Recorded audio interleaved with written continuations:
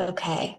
Good afternoon, everybody. Thank you for joining us for the first Public Funds, Public Schools webinar of 2025, How to Fight Vouchers in 2025, a Toolkit for Advocates. I'm Jessica Levin. I'm an attorney at Education Law Center and the Director of Public Funds, Public Schools, which is a national campaign led by ELC to ensure that public funds for education are used to support and strengthen public schools and are not diverted to private school vouchers or similar programs.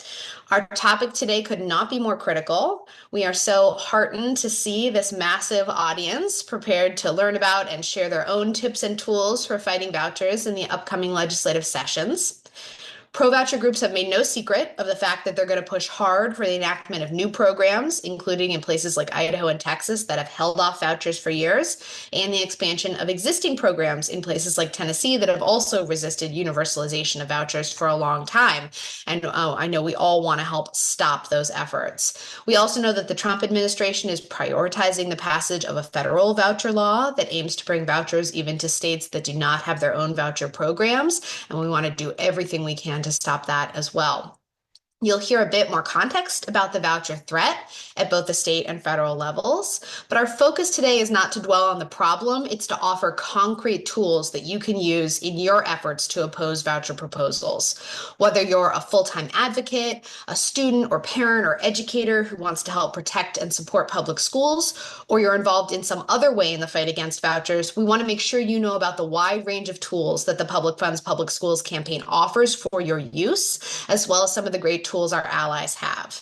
As usual, we will record this webinar and we'll distribute the recording to everybody who registered, along with a detailed list of the resources we discussed today. So you don't need to scramble to take notes or copy the chat. We will send out all of those resources. There will also be plenty of time for Q&A, so make sure to drop your questions in the Q&A box, not the chat.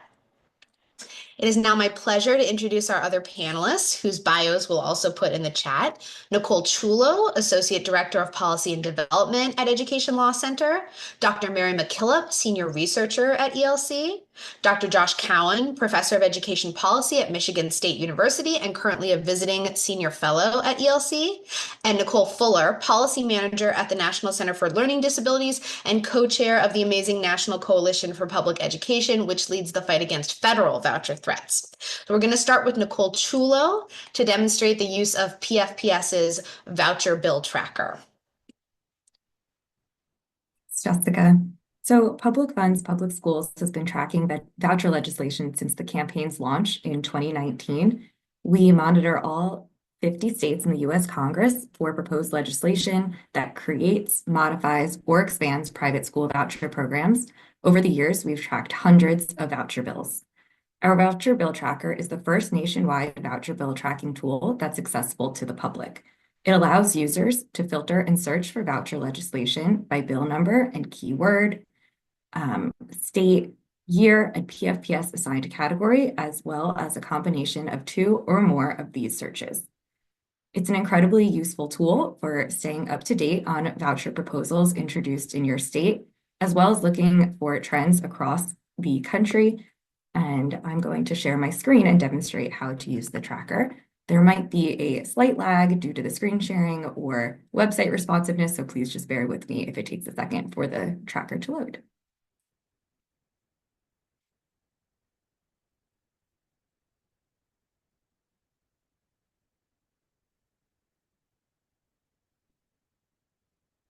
So there are two ways to access the bill tracker on the PFPS website.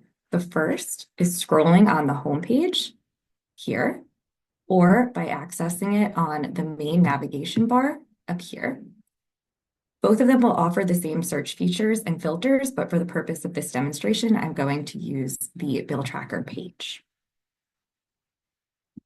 The information here tells you a bit more about the types of bills that we track on the tracker, as well as a brief demonstration. As a reminder, this webinar is being recorded, so you can go back and watch this segment at any time, or you can watch this video here. So for the first search I'm going to conduct, I'm going to show you all of the bills that PFPS has tracked for 2019, since 2019. To do this, I'm going to select all states and apply filter. This map then populates with blue circles that tell you the number of bills that have been introduced in each state. As you can see, some list the actual numbers, and like down here, you need to zoom in a bit closer to get the individual states. So you can double click. It will zoom in a little bit more and separate the circles to individual states. You can also zoom in a bit closer. And again. And now I'm only looking at bills that have been introduced since 2019 in Louisiana. The filter over here has switched to Louisiana, and the list down here is showing all of the bills. If you want to be able to see this more clearly, you can click on this X to close the buttons and get a more easy to manage list. You can also open the search filters back up by clicking on these three lines. Another option that you have here is to download a CSV file with your search results. So you can click on this and it will open a file on your computer. A little bit later, I'll show you what that file looks like. So now I'm going to show you how you can use the bill tracker to get more targeted results. For example, if I set the filter to all states and I set the year to 2025 and apply the filters, all of the bills that we're tracking in the current legislative session will appear. Since the session just started, this will populate throughout the year by our team. Now let's say that I'm only interested in bills that are ESAs. I can go to the category dropdown and select ESAs or Education Savings Account Vouchers and apply the filters. The map now updates to show all of the bills that are assigned as ESAs. So when reviewing our bills, the PFPS team assigns tags related to program eligibility, program type, whether a program is a new program or an expansion of an existing program, and much more. All of these options of PFPS categories are available in this drop-down list, and many bills will have multiple categories assigned to them. A bit later, I'll show you what that looks like on an actual bill page. Another way you can search is by adjusting these drop-downs or clearing these filters to start a new search. So I'm going to clear my filters, and I'm going to look for 2024 bills that in all states that have universal eligibility. This means that they do not have income requirements or any other requirements for program eligibility. I will apply the filters.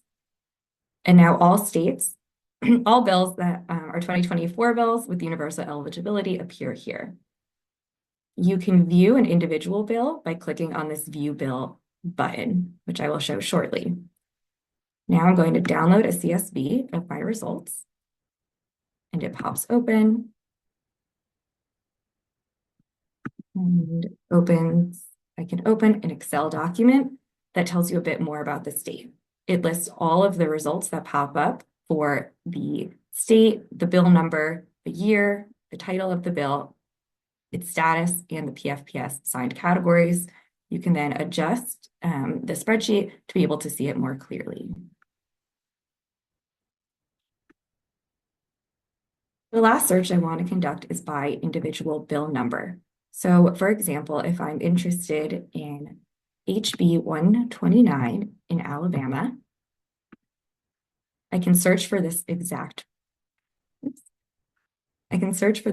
bill, and unfortunately I needed to do it twice, and I can click on the View Bill button. I'm now able to get a comprehensive set of information about this bill. So if you look at the tabs, you can see summary, you can look at the bill status, you can see its sponsors, you can see its history, and you can also access the bill text. The information pulled from here comes from state legislatures. If I'm interested in looking at the bill text, I can copy one of these links in the URL into my web browser, and it will open Legiscan, the software that we use to do our voucher tracking. You can then go back and look at any other text or additional information. On the summary page, if you scroll down, you will also be able to see the PFPS categories. So this bill is tagged as ESAs, large-scale individual tax credit, new program, and universal eligibility. You'll also see a description of the bill. PFPS summarizes bills that pass out of one chamber, and that will always be labeled as PFPS summary. If the bill has not passed out of one chamber, there will be a description of the bill from the state legislature website. If you go back to the top, you can click on this back button and it will bring you back to the bill tracker tool. You can also click on this don't show again if you want that message to not appear. I'm going to stop sharing my screen.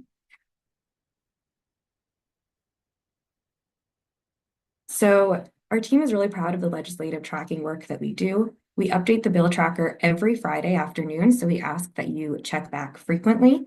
And if you know of a voucher bill in your state that's not currently displayed on the tracker, please email us at info@pfps.org, which I will post in the chat. And you are also welcome to contact me. I'll post my email in the chat if you have any questions about the bill tracker.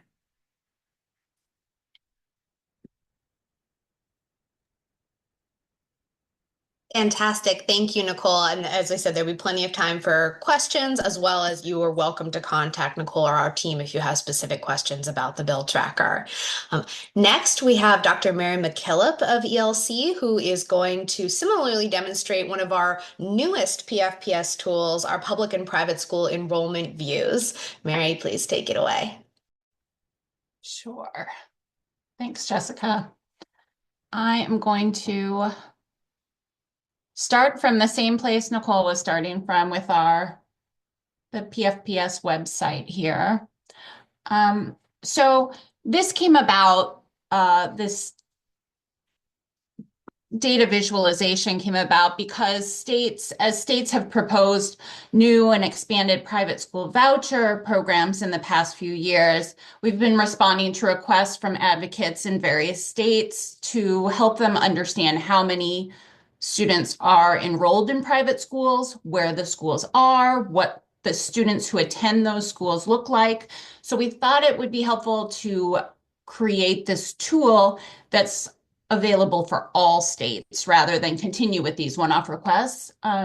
We also thought it would be a good way that as states expand voucher programs, as seems to keep happening, that it would be helpful to offer a tool that can be updated over the years and show trends and changes in the private school population over time. So this tool is accessed through the private school data link at the top of the PFPS page. Most of the data here comes from the Federal National Center for Educational Statistics data. They collect information from public schools annually and from private schools through a survey every other year. The most recent year we have of private school data is the 2021-22 school year. We should be able to update these views with the 2023-24 school year by early next year. So that should be coming and should add some information here. And just to say right off the bat, we are limited by what is available. That means we don't know on a national level right now exactly how many schools are attending private schools with public funding and the demographics of those students. These questions like that about voucher students could be added into the existing private school survey, but they're not currently in that data set. If you do have voucher information available for your state, of course, you can then use this tool to compare these private school and public school enrollment numbers with those voucher numbers. So turning to the tool at the top of the page, there's 5 tabs that you can access different views. The first is the landing page, the overview page. It gives some details about the tool and just some very general information that in the 2011-2012 school year, there were 4.4 million private school students nationally, and that was 8% of students enrolled in schools. As of the most recent year, the 2021-22 year, that's now 4.6 million, about 9% of students. On the national tab, this allows you to see how the state private school population sort of varies across the nation. The highest in DC and Hawaii private school population, proportionally, and then the lowest in Utah and Wyoming. If you hover over a state on the map, it gives you a little more information about the public and private school numbers in the state. The lighter colors meaning fewer proportionally private school student enrollment, and the darker colors are the states that have proportionally a lot more private school students. The state tab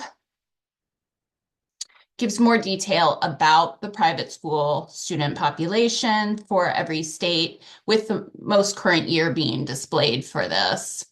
I'm going to go to Texas.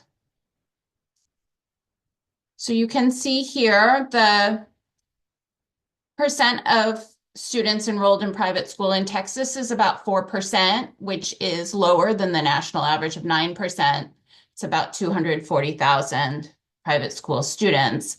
And of those private schools, about 3/4 are religious schools. The private schools in Texas tend to be more often in the city than public schools and are less likely to be in the rural areas of the state. They are more likely to be white segregated, meaning that they have more than 80% of their students white in the schools, 19%, compared to 3% of public schools.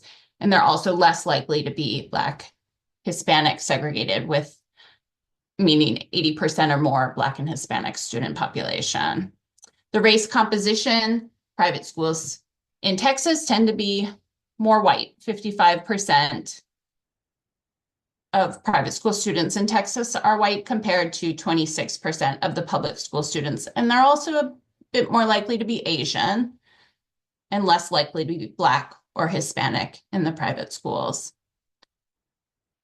And then there's the income measure, which tells us that in Texas, the students in private schools tend to come from families that are in the highest income bracket, earning $150,000 a year or more, compared to the public school. And they're less likely to be in these lower income brackets, $50,000 or less a year.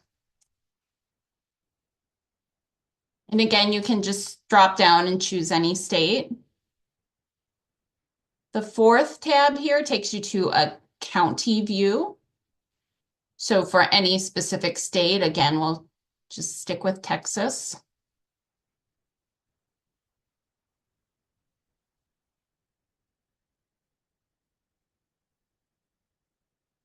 The first thing you can see from the Texas view is that there's a lot of very light colored counties in Texas. There are many counties. You can also see it from this scroll down view. There's a lot of counties with little or no private school enrollment. And then there's some that have a good bit more.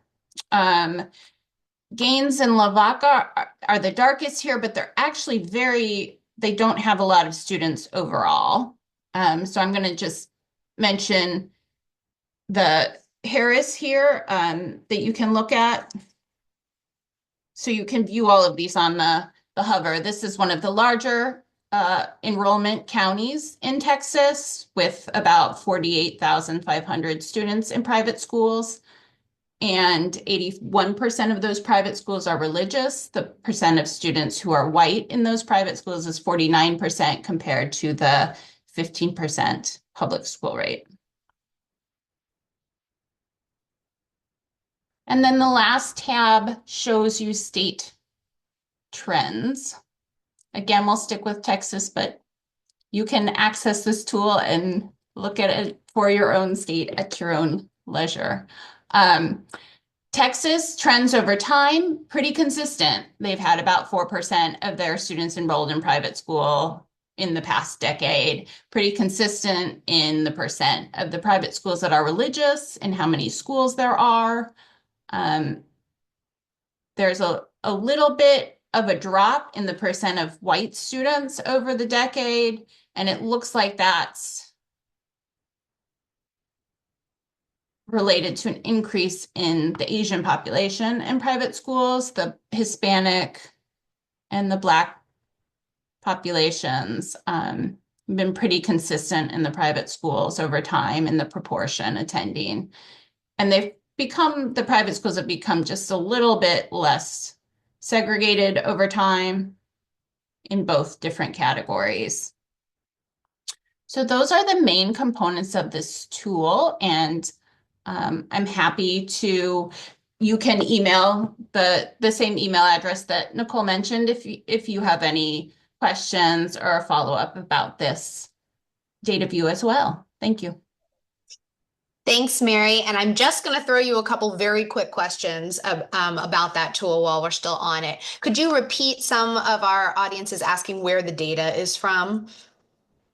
Sure. And it is on the views themselves. You can see where the sources are. It comes from the National Center for Educational Statistics. It's a federal data collection. There's a public school collection called the Common Core Data, CCD, data that you can access all of the public school enrollment data. And then there's a private school survey that is also administered by the National Center for Educational Statistics every other year. And they try to get a complete response from every school, public and private, when they do these surveys. The response rate for the private school survey is about 75%. So they do need to, we added what are called weights to these enrollment counts to make sure they're representative of the private school population in the counties and states and nation. Great. And one more, we have some questions about, does the data on public schools include charter schools, or where do charters fall in this data? Charters are included as public schools, yes, in this data. Yes. Okay, that sounds great. Wonderful. Thank you. And as Mary said, you can download those, the information and views if you're looking at them from a certain state. You could also take the snip tool on your computer and snip out a graph or a piece of information. And we encourage you to use these data and resources in your advocacy when you're talking to legislators, when you're doing public education about vouchers. We encourage you to use all of these wonderful tools that Mary and Nicole and our team have developed. So thank you, Mary. Nicole Chulo, I'm going to have you come back on for just one moment and answer a couple of similar questions about the tool that you showed us, the bill tracker. Can you show us one more time the CSV? I don't think we were able to see the Excel file, and we have some questions about just what exactly that CSV is. Yeah, of course. So let me share my screen. A CSV file is a comma-separated values file, and it's basically just plain text that stores data. Can you see this file now? Okay, so it opens in Excel, and it's very similar to an Excel document. As you can see up here where it says possible data loss, and it recommends that you save it as an Excel file. So you can use the Save As button that's right here, and then switch the file format to an Excel workbook. Or you can go to File, Save As, and then change it here. This will give you all of the different templates that you can use, and I would recommend using Excel workbook, the .xlsx. Great. Okay. Two more quick ones. Is there a resource on existing statutes? So PFPS will be launching that later this week, and later this year it will be up on our website, and we'll also send out a news blast announcing its release. So if you want to be the first to know about that, you can sign up for our mailing list on the PFPS website, and we will put the link to that in the chat. Wonderful. So stay tuned for that. If you have questions about existing statutes in a state right now, though, you are welcome to email us and we will provide you with that information. And Nicole, one more. How do we deal with bills? Does the voucher bill tracker deal with bills that are voucher legislation that's tucked into larger budget bills or other larger bills? Yeah, so we know that that is a tactic that is being used. And one of the PFPS assigned categories is budget bill. So you can search for that. And we will also tag in the budget bills the eligibility criteria, whether it's new program or an expansion, and all the other relevant pieces of information. And if the bill passes one chamber, we'll then write a PFPS summary for the relevant portion of the budget bill that is about the voucher program. Great. All right, wonderful. Thank you very much, Nicole. I'm going to take just a few minutes to round out some of Public Funds Public Schools' other resources in addition to the bill tracker and the new private school enrollment tool. So I am going to share my screen.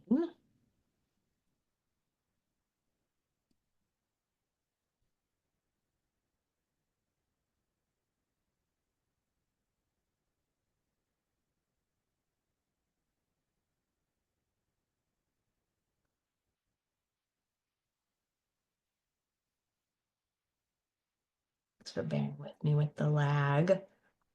Maybe someone else on the panel can just tell me if you can see the Public Funds Public Schools homepage. Yes. Okay, great. All right, so I want to just highlight a couple other pages here on our research page, which I'm just clicking on. We collect our own PFPS and ELC's research on vouchers, as well as the fiscal effects of vouchers report that we published last year, or now it's 2 years. And we also collect others' research on the various harms of vouchers. So whether that is on student achievement data and the lack of improved student achievement in voucher programs, the diversion of resources from public schools, lack of accountability in voucher programs, corruption and waste, the harms to students with disabilities in voucher programs, discrimination, segregative effects. We collect that research and also provide a brief summary and a link to the full report or research on this page. And we welcome you to use this as a resource when you're putting together fact sheets or testimony or briefing or anything else that you might need. The other page that I'll highlight, and I will say that Dr. McKillop has recently put out with the Florida Policy Institute new research on the cost of vouchers in Florida that we'll also link to on this page. The other page of our website that I'll highlight today is our advocacy page, which is really chock full of resources. Here you can find, and we will also be sending out the links, but you can find our PFPS fact sheet series on topics like anti-discrimination protections, the true cost of private school vouchers, the myth of cost savings from private school vouchers, why vouchers for virtual education are misspent public money, and we will also be coming out with new fact sheets this year. PFPS also had, let me show you just an example of what that looks like. So these are 2-page fact sheets with succinct talking points, and then at the end, extensively footnoted for support of that information and for further information. Also on the advocacy page is PFPS's series of policy briefs. These are generally state specific. So we've done briefs for New Jersey, Idaho, Texas, Illinois, Mississippi, New York, often with some of our wonderful allies in those states. And we encourage you to use these as models or to take the information straight from them. Of course, we always appreciate when you cite Public Funds Public Schools if you use these resources, but we encourage you to lift these resources and use them for your own advocacy. Finally, this page has recordings of our extensive webinar series, which covers a broad range of topics related to private school vouchers. And we encourage you to watch these and circulate them and use clips from them, whatever will help you in your advocacy. So you can use these again when you're making your own fact sheets, when you're testifying to your state legislature, when you're sending info to legislators, when you're doing community presentations, and please use these in whatever way is helpful to you.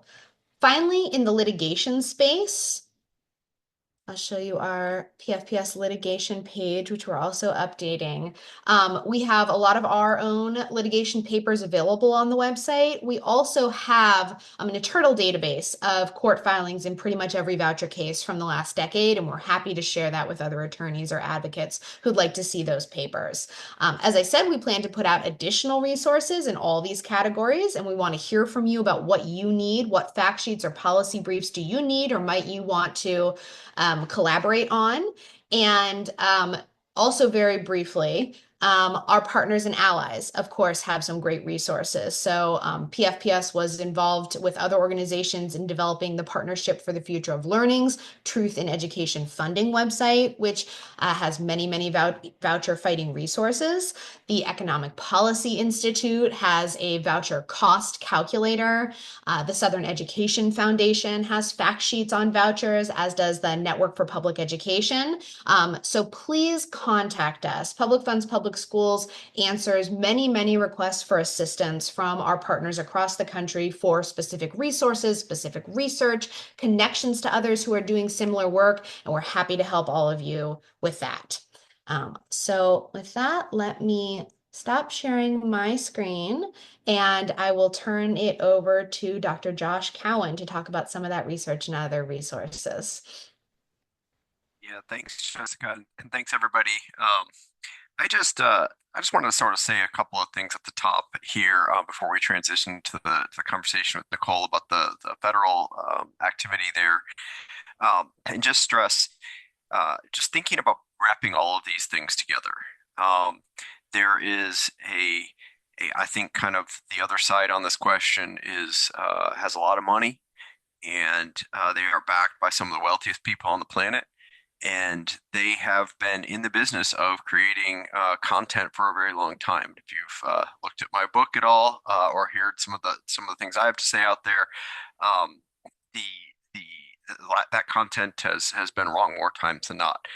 And on the other hand, listen, the facts are on our side. The facts are on your side when you're out there in communities, when you're out there in your states, talking about this issue, talking about pushing back on privatization.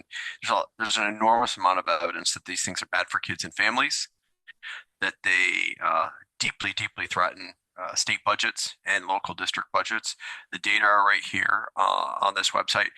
I've been doing this for a long time, and have come out of the research community to speak in the way that I do today. One of the reasons that I decided I wanted to spend this time with ELC and with PFPS was specifically because I thought that this is an organization that's doing a great job kind of pulling this stuff together, both the historical stuff, the stuff that we know for the last couple of decades have been really bad for kids, but also in a real-time, ongoing way that's really responsive to sort of what's going on in state legislatures across the country, in courtrooms across the country, and in communities across the country. And this is sort of a place that I, as a researcher who again has been spending a lot of time on this, was really turning to increasingly for data and for supporting stuff, especially as things were continuing to roll out. So I just want to kind of put plug in for these folks here on the call as well, and the work that they're doing, and the activity that they're helping to lead. And you saw some of this content here today.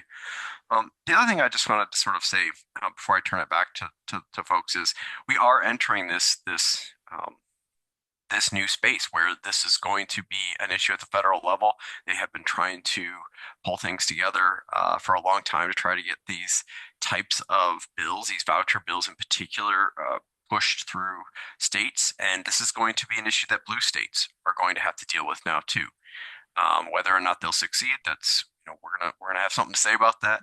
But this is an issue that's going to affect everybody in every community across the country. And so I would encourage you, no matter where you live, if you're listening to this, to sort of follow this space. And then I would just remind everybody, because I think it's difficult heading into Inauguration Day to remember sometimes that there's good news out there in this issue area. And that is that voters, it's not just that the facts are on our side on this, voters are on our side too. Election day, 3 states rejected vouchers or voucher-like bills, including 2 states that went for Donald Trump on election day.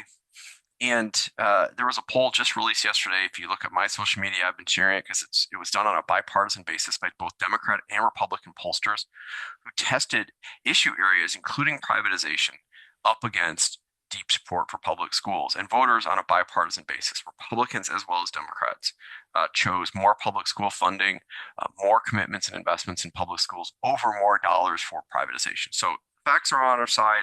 I think the team's done a really good job outlining what some of those are and where you can find them. But increasingly, voters are on our side too. And I would just not shy away from talking about both of those things, both in terms of what we know to be true and also what we know folks are hoping for in their own communities. I would also just say, follow my own newsletter, personal plug. I've written a book with 562 citations if you want to hear the history of some of this stuff. And I'm trying to kind of summarize things too in the newsletter that I'm writing for PFPS. Just as I'm hearing things in states across the country. I was in Idaho last week. I was in DC yesterday. Next week I'll be in Tennessee and Wisconsin, and then New Hampshire after that. So I'm trying to kind of summarize what I'm learning as I travel, and hope to see some of you while I'm out there on the road.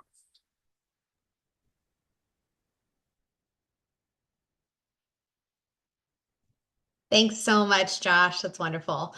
Now I'll turn it to Nicole Fuller of NCLD and NCPE to tell us more about threats and tools at the federal level.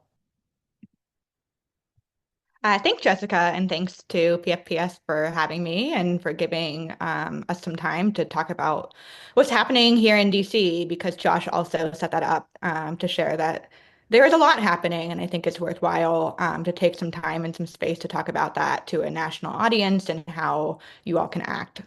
So our organization, the National Coalition for Public Education, like PFPS, believe that public dollars should fund public schools. We've been around for almost 50 years, since 1978, and we are very diverse. We're comprised of more than 50 organizations, education organizations, disability, like my own, civil rights, religious organizations, and we are all united in our position that Congress should not expand or create new federal voucher programs. We do have a website. This is a screenshot of our website. We hope that it is helpful for you all. Some of the resources on our website include fact sheets. Every letter that we send, we do send a lot of letters. That is one of the core components of our advocacy, is posted on our website. While these are letters that are only national organizations sending to Congress, we hope that they are helpful if you wish to send a similar letter to your member of Congress or to repurpose it in some way.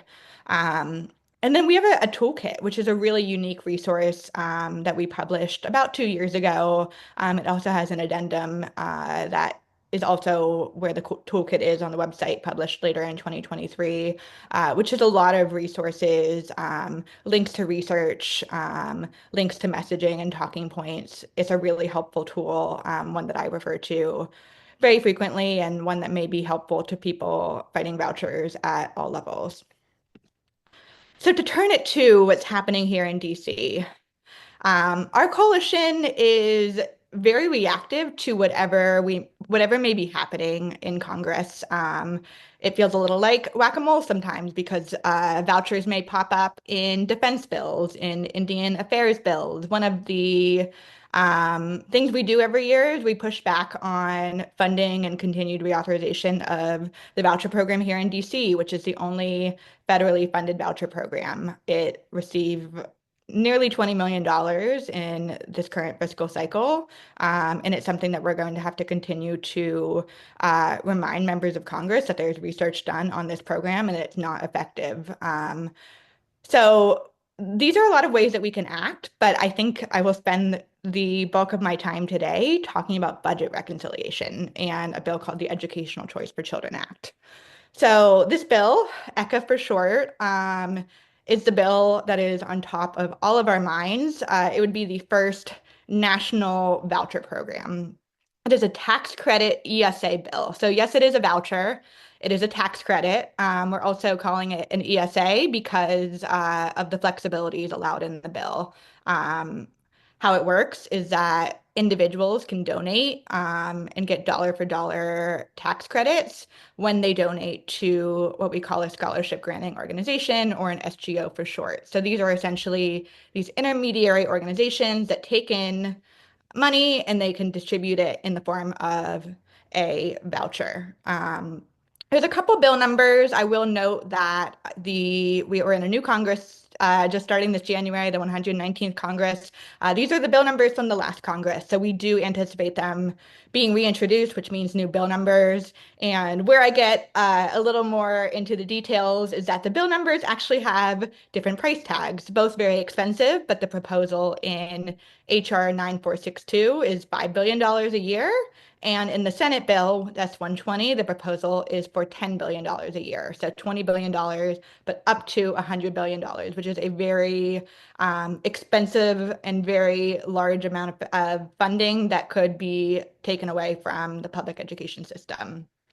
In terms of who would be eligible as part of this voucher scheme, it is open to all families, including families who are not currently enrolled in public schools, but who homeschool or attend private schools. And the income threshold is fairly high. It's up to 300% of the median income. The individual who is donating can claim up to 10% of their income. And there's no limit on the size of the voucher that is actually going to the family. And our understanding of the bill is that the SGO could stack vouchers. So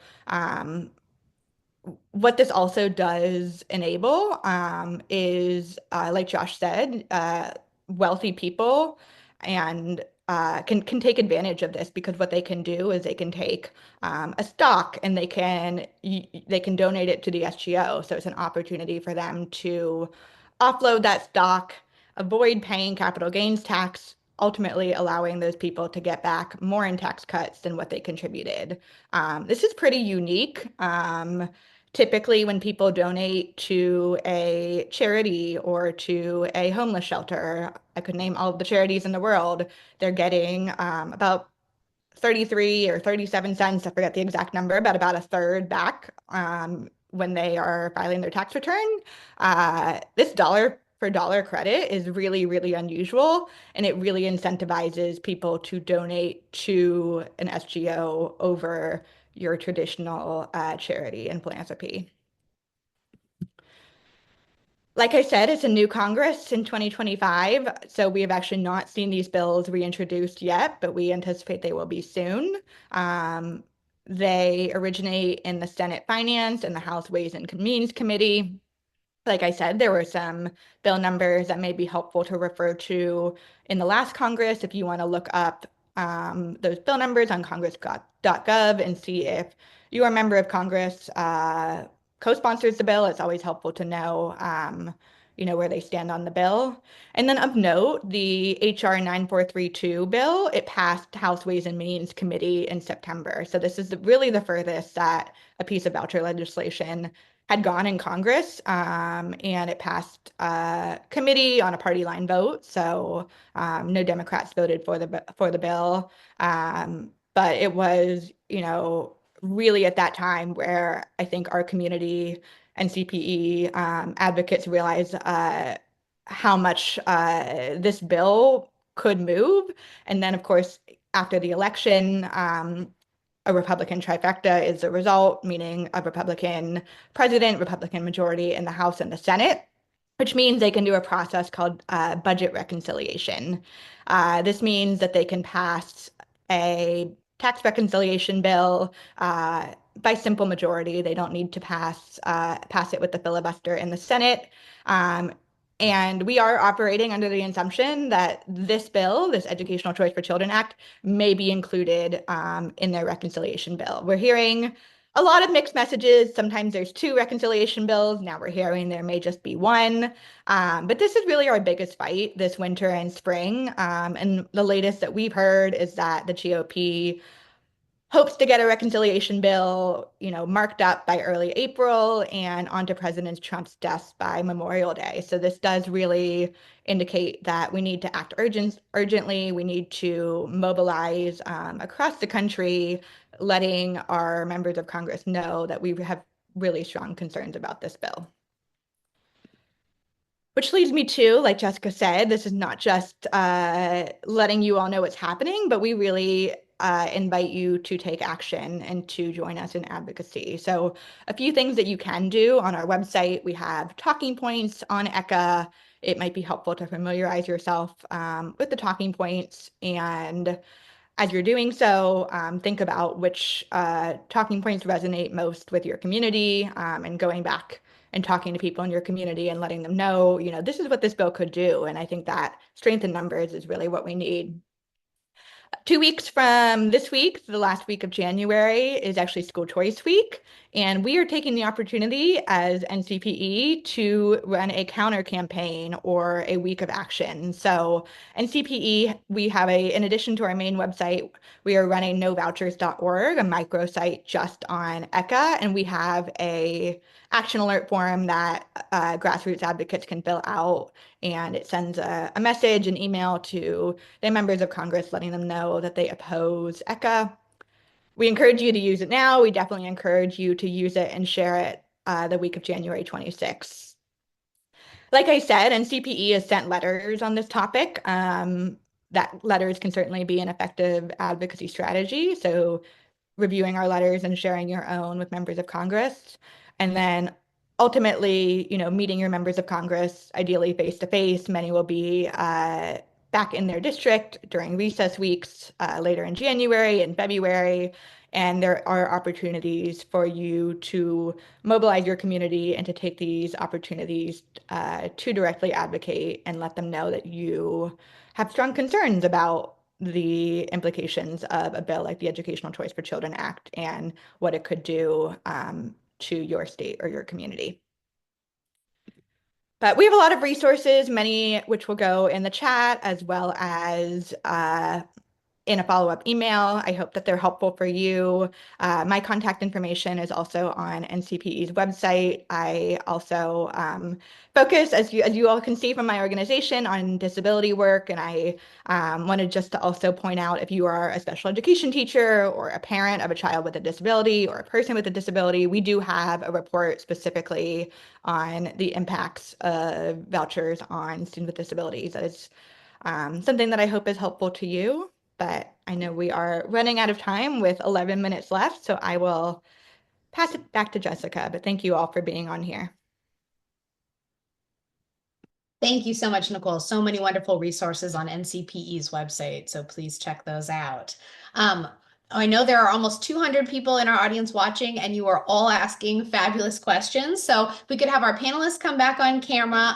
We are going to try to get through several of them, and then we can also follow up with you on more specific or technical questions, as well as we encourage you to email your question to us if it doesn't get answered today. So let's start out, and anyone can chime in here with a couple of questions about getting more data.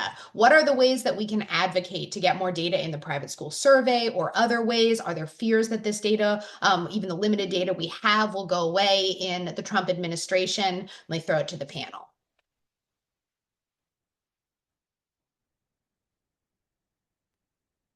I think this is a huge concern, and I don't have any answers for what we can do. It is a concern. The private school survey collected by the National Center for Educational Statistics is a very important resource, even though it doesn't include voucher information, it certainly could.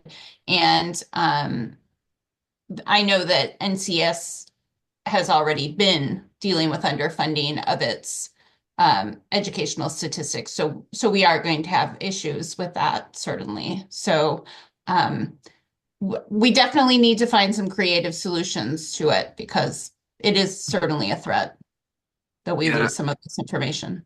Yeah, and I would just echo that, and wrote a little bit about this in one of the newsletters. I would say at the federal level, there's a lot to worry about there, certainly in the states.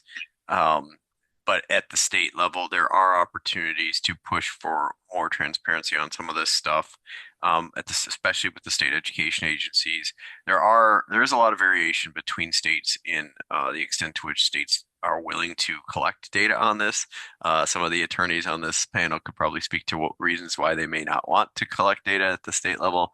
But in any case, this is something that local and statewide advocacy can push for. And I will say, from the things I hear, that sometimes information gathering is actually one of the hurdles that the other side has on this question to getting bills through, because there are some Republicans out there, conservatives pushing voucher bills, who still believe in data and transparency, or at least the transparency piece, and want to know more than maybe some of the national voucher lobby folks are willing to push for. Meaning there's opportunity here to keep asking tough questions and to keep using data to sort of inform sort of the way these bills are being discussed.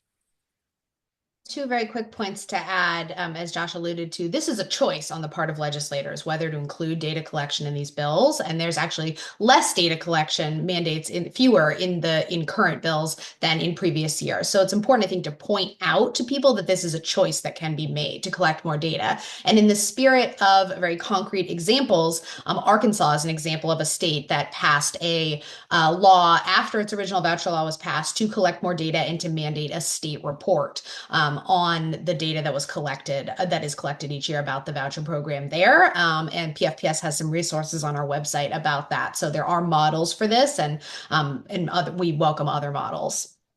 I would also just add, one of the categories that PFPS tracks on the bill tracker is increases accountability. So you'll be able to get examples of bills that have been proposed in other states that include accountability requirements on data. So you can get some examples from those as well. Great point, Nicole. Thank you. All right, we have several questions about messaging. So I'd like our panel to give some tips on that. Questions include about how do we advocate in this era where facts sometimes don't seem to matter? Is there any compilation of successful messaging recently? How do we push back on the message that pulling back on vouchers is taking resources from families? And also, what are the best talking points to give to grassroots advocates? So feel free to latch on to any of that and talk about your best messaging tips for grassroots advocates and others.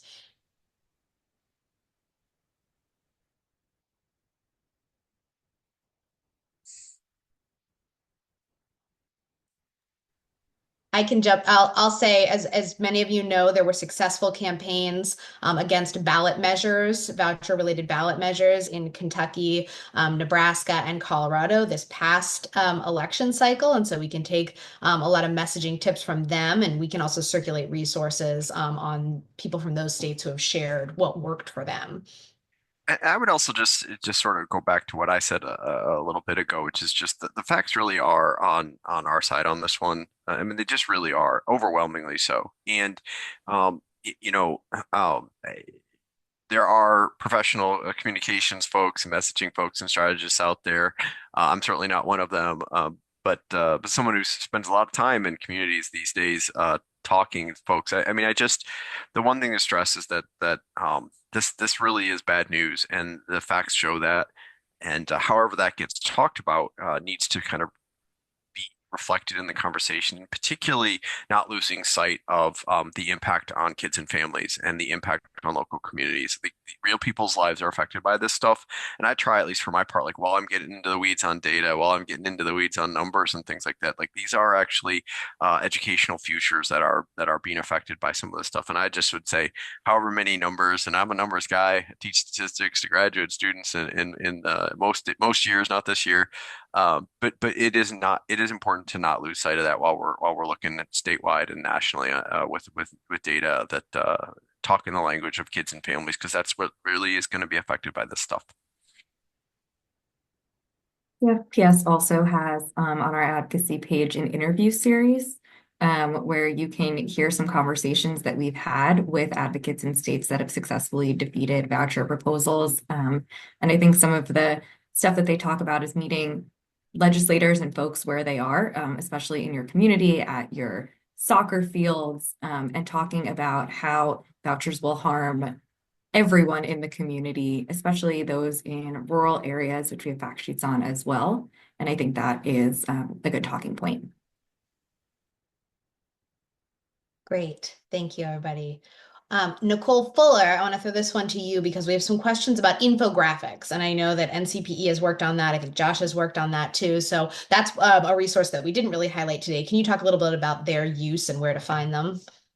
Absolutely. There are some within the toolkit. And then the last week of January that I plugged, that School Choice Week, we have some graphics ready to go, and we encourage you to share them. So on the novouchers.org, if you sign up there, we can email those out through that blast. So that might be a good way to make sure you see the vouchers, but you may also see them from a lot of the member organizations of NCPE sharing them during the week of School Choice Week.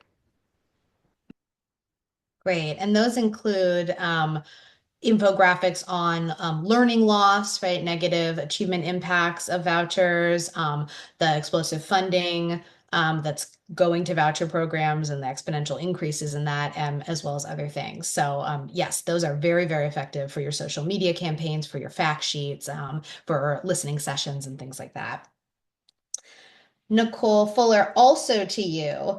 How we have a question about ECA, the federal voucher bill. How can we organize against ECA in a blue state when almost entire congressional delegation are Democrats? So what can people in blue states do about this? Because it's certainly a threat in those states as well. Sure. I think making the point that maybe your state really doesn't want a voucher program.